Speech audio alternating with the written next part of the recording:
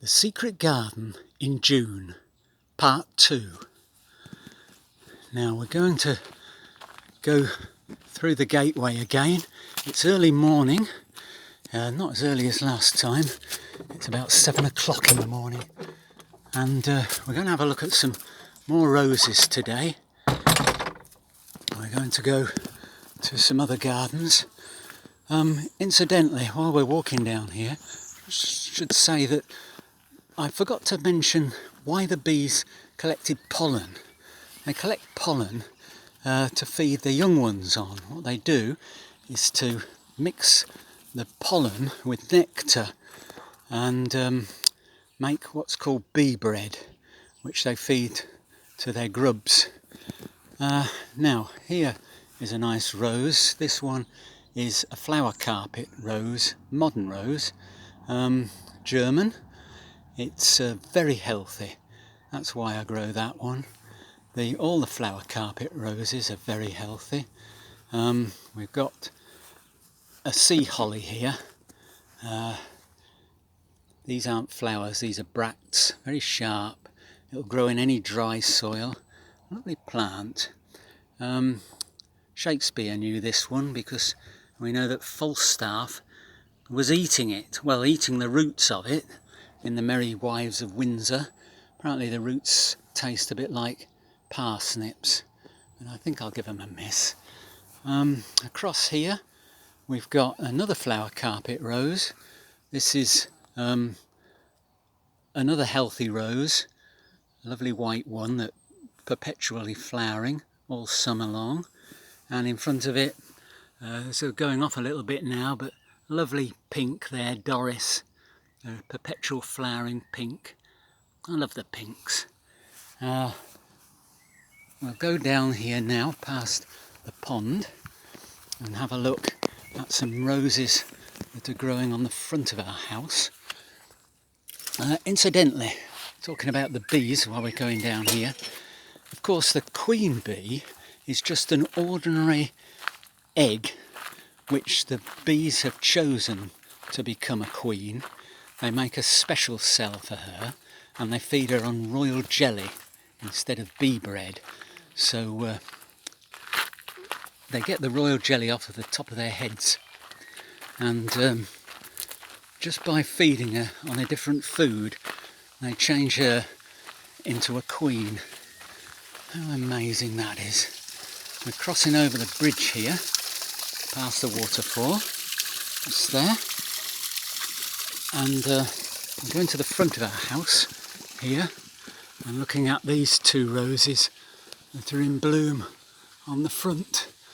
We've got on the right hand side Madame Caroline Testau, an 1860 climber, and across here a beautiful dark red rose, Etoile de Hollande. I think that means Dutch star. It's very strongly scented. I think you could say it was sumptuous. Yes, sumptuous describes that rose. So they're the roses that are growing on the front of our house. We'll go down here now and have a look at some more roses. These aren't the best soils to grow roses. If there's cornfields around you, then you've got the right sort of soil for roses, because it will be deep, rich soil that holds the nutrients. This is poor, sandy soil that I have to enrich with plenty of cow muck from a friend of mine who's a farmer, so they have a bit more nourishment. The sandy soils just wash all the nutrients away very quickly. Here we've got Bonica, which is just coming out now. This, remember, is the world's favourite rose. It's very healthy, flowers all summer, and it'll be in an absolute massive bloom soon. Here we've got another Rosa de Rich. This is the 1840 Portland rose. Lovely strong scent, tough as old boots, and worth growing. Up here, oh, incidentally, all these roses here make a good show. We've got the Debutante, which is a pink one, Adelaide d'Orleans, the white, and also honeysuckles and clematis growing through it. So there's a long period of interest in that hedge. On the front of the office here, we've got Adelaide d'Orleans growing on the side there, 1826, so that's the oldest climber I've got. On this side we've got a new modern rose, Dancing Queen, repeat flowering, short climber. Up here we've got in bloom the Trinity Rose, named because it has 3 petals there, and behind it one of the most popular roses in popular plants in Elizabethan times, Jacob's Ladder, named because the leaves are like ladders, or if you've got a good imagination they are. Up here, oh yes, this is interesting. We've got the Cross of Jerusalem.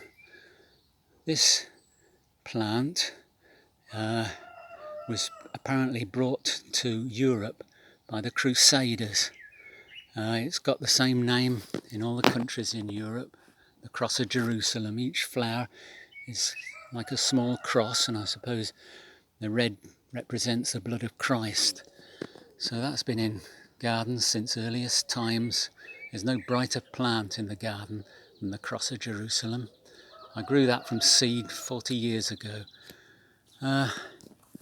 Behind we've got a campanula, and that's Lactifolia. In front, the white one is Persicaria. All those bellflowers and campanulas, campanology is a study of bell ringing, isn't it? So if we come down here, we've got a simple plant, a Shasta daisy, sometimes known as a marguerite. Interestingly, this because it's called a marguerite after Margaret of Anjou, who was the wife of Henry VI. She chose it when she was 15 years old as her emblem in 1445. So that's been around a long time. Some more campanulas, ligualas here, which as long as you've got some damp soil will grow very well. And what else have we got? Let's have a look. More Cross of Jerusalems there. The roses up the office there look wonderful at the moment. We've got roses at the back there. The white one there is 1827. That's Felicia eperpetu. She'll flower on for a long time. And we've got here some more campanulas. This is Lactifolia. Lovely flower to grow next to roses there. Big tall plant. It's got a lot of flowering yet to come. Up here on the workshop side, we've got 2 roses growing. We've got Paul Noel, 1860. A good rose, that one. It's a repeat flowering rambler, a huge thing. And we've got some more debutante there, a 1860s rose. A lovely bed of ligualas there. And looking up the border, it's coming on, as they say. I think another couple of weeks or so and we'll have lots more blooms in here. We'll have a look next time at the back garden and see what roses we've got in there. But until then, that's it.